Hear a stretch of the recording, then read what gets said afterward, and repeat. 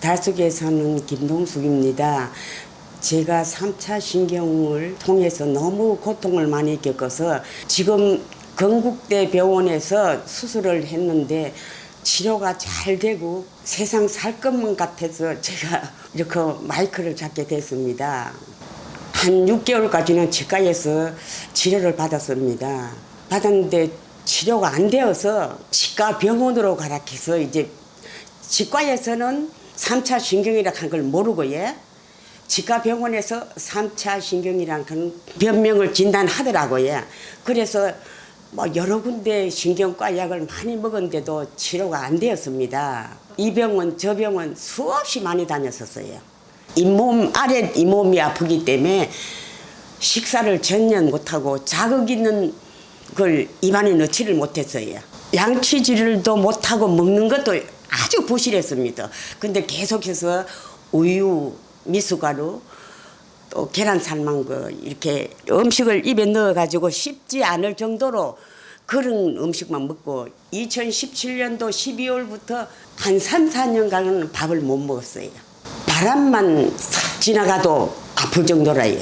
그거 우리 영감님이 젖에서 주무시는데 이불을 덜썩해도 바람이 들어가고 너무 아프고 항시 문 열고 닫을 때도 바람에 의해서 이 아픈 걸 누구한테 표현을 못해. 너무 심하게 아프기 때문에 소리 지르러 그게 길지를 않고 한 30초 또 있다가 또 그걸 또는 증상이 또 나타나고 그렇습니다. 그리고 날씨가 기온이 떨어지면 더욱더 심하고 기온이 높으면은 덜 하고 아픈 게 통증이 덜 하고 오른쪽 아래 잇몸에서의 긴 데까지가 아픈 통증은 칼로 뼈를 싹 대는 같은 그 정도로 아파요. 이게 아픈 그거는 통증이 우리 영감이 저때 계시지만도 막 볼 수가 없을 정도로 제가 고통을 겪은 걸 우리 영감님께서 아셔요.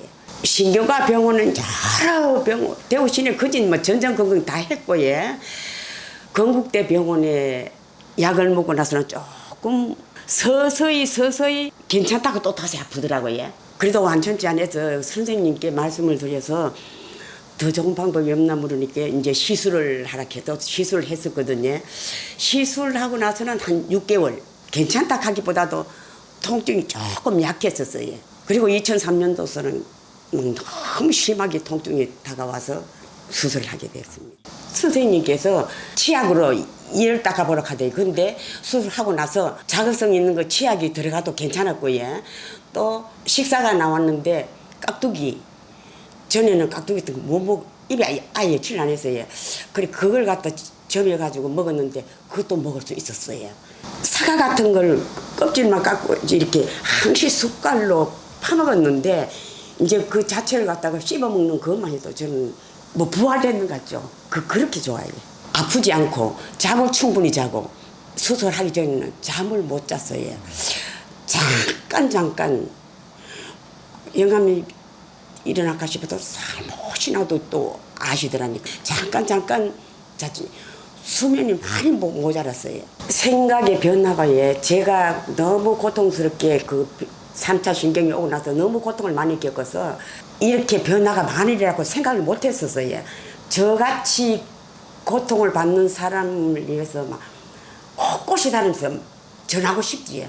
알리고 싶은데 알릴만 한 데는 뭐 지금 다 전화로 해서 계속 알리고 있는 중입니다. 지금.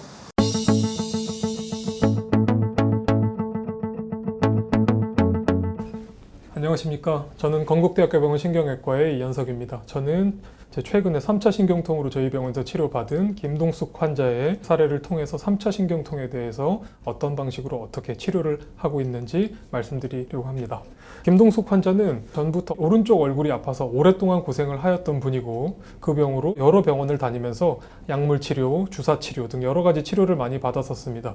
그럼에도 불구하고 오른쪽 얼굴이 너무 아파서 세수하기는커녕 뭐 딱딱한 거 드시는 것도 뭐 화장하시는 것도 이런 것도 매우 불가능하신 정도로 매우 힘드신 상태였습니다. 일단은 그런 3차 신경통의 경우에 종양의 경우가 아닌 경우에는 약물 치료가 우선인데 환자분께서는 약물도 상당히 많이 드시고 계셔서 약물로 인한 부작용으로 매우 어지럽고 심지어는 뭐 성당에 가서 쓰러질 정도로 힘들어하시고 그런 정도의 증상을 갖고 계셨습니다. 환자분의 영상 보면서 다시 한번 설명해 드리겠습니다. 자, 지금 보시는 뇌 모형을 이렇게 보시다시피 화면을 보셨을 때 왼쪽이 환자분의 오른쪽, 화면을 보셨을 때 오른쪽이 환자분의 왼쪽이 되겠고, 보셨을 때 왼쪽이 환자분의 오른쪽, 보셨을 때 오른쪽이 환자분의 왼쪽이 되고, 앞으로 나가는 회색으로 보이는 부분이 가운데 가장 중요한 부분이 뇌간이라는 부분인데, 뇌간에서 얼굴 쪽으로 나가는 부분이 이제 3차 신경이 되겠습니다. 이쪽이 왼쪽 3차 신경, 이쪽이 오른쪽 3차 신경이 되겠습니다. 그래서 보시면은 오른쪽 3차 신경을 가로지르는 검은색 무언가가 보이는데 이게 3차 신경을 누르고 있는 혈관입니다. 혈관이 3차 신경이랑 붙어 있는데 안쪽엔 또 작은 혈관이 또 있습니다. 혈관에 의해서 압박을 받고 혈관은 박동할 때마다 신경을 계속 자극할 수 있기 때문에 이로 인해서 3차 신경이 계속 자극되고 얼굴에 심한 통증을 느끼게 되시는 것으로 생각을 했습니다. 일단은 처음에 저희 병원에 오셔서 다른 치료를 안 받으셨다면 저희도 마찬가지로 약물 치료를 우선으로 생각했겠지만 환자분께서는 이미 약을 상당히 많이 드시고 있는 상태였습니다. 그리고 약으로 인해서 많이 힘들어 하시고 계신 상태였기 때문에 미세혈관 감압 수술을 권유드렸고 수술은 혈관과 신경을 분리해서 혈관의 신경의 압박을 더 이상 가하지 않게 하는 그런 수술을 계획하고 진행하게 되었습니다.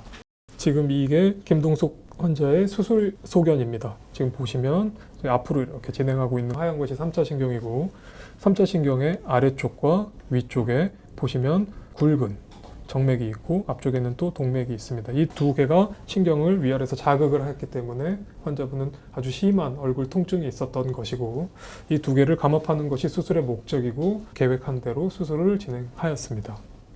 이 과정을 거쳐서 수술이 종료가 되었고 환자분은 수술 직후부터 안면 통증은 없어져서 바로 양치 가능하셨고 다음 날부터 식사도 조금씩 시작하시는 등 아주 좋은 예후를 보이셨습니다.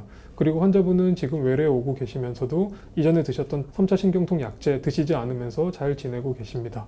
3차 신경통은 아주 심한 치통이랑 구별하기가 좀 어려운 경우가 있습니다. 그렇기 때문에 먼저 치과를 다녀오시는 분도 계시고 그다음에 저희 신경외과에 오셨다가 뭐 치과로 의뢰돼서 가시거나 이를 다시 검사 받으시는 분도 계십니다. 그런 경우가 있기 때문에 이에 대해서 치과 검사를 받아보시는 것도 굉장히 중요한 문제입니다. 그리고 3차 신경이 있을 때 머리 검사를 꼭 해야 하는 이유는 반드시 치료를 수술로 해야 되는 경우가 있을 수 있기 때문입니다. 양성이긴 하지만 이제 3차 신경 주변에는 종양이 생길 가능성이 있기 때문에 그 종양이 3차 신경을 압박하는 경우에는 똑같이 3차 신경통이 생기는 경우가 있는데 그럴 때에는 약물 치료보다도 수술을 해야 되는 것이 치료의 원칙이 되겠습니다. 일반적으로 혈관 압박으로 인한 3차 신경통일 때 통계적으로 수술을 했을 때 좋아질 확률은 10분 중에 8분 정도가 깨끗하게 나을 수 있다 정도로 말씀을 드리는데 이제 이런 경우에는 정맥인 경우나 혈관이 가는 경우나 이런 경우에는 통계적으로 조금 떨어지는 것으로 보고가 되어는 있습니다. 하지만 동맥의 압박이 확실히 보이거나 하는 경우에는 비교적 보다 성공률이 높습니다. 저는 서울 아산병원에서 뇌종양 2계저에 대해서 임상 강사로 수련을 할 때 뒤로 접근하는 법뿐 아니라 이제 앞으로 접근하는 법 또한 3차 신경으로 접근할 수 있는 방법 또한 수련을 했기 때문에 필요에 따라서는 그런 방법으로 치료를 하는 것도 고려해 볼 수 있지만 아직 흔하게 시도되고 있는 수술 기법은 아닙니다. 왜냐하면 수술 자체가 좀 이전에 하던 것에 비해서 오래 걸리고 수술이 커지기 때문에 그렇습니다. 하지만 꼭 필요한 경우에는 앞쪽으로 들어가는 접근법을 시도하려고 계획 중에 있습니다. 이번에 치료를 잘 받고 퇴원하신 김동숙 환자분뿐 아니라 또 기억에 남는 분은 다른 병원에서 치료가 안 된다고 마약까지 막 심하게 처방을 받으셔서 드시고 계시던 분들이 여러 분 계십니다. 그런 분들은 저는 수술을 꼭 권유를 드립니다. 마약을 드시면서까지 3차 신경통을 견디시고 힘드신 분들은 수술을 받으실 필요가 있는 것으로 저는 그렇게 생각을 하고 있고 또한 다른 병원에서 감마나이프라든지 그런 방사선 수술 후에 재발하신 분들 그런 분들께도 수술을 비교적 권하고 있습니다. 언제든 내원하시면 무조건 수술이 아니라 환자분께 맞춰서 약물 치료든 다른 차단술이든 수술이든 치료 방법이 수술만 있는 것은 아닙니다. 하지만 어떤 방법이든 환자분에 맞게 거기에 맞춰서 환자분의 상황과 원인에 맞춰서 잘 치료해 드릴 수 있도록 계속 끊임없이 노력하겠습니다.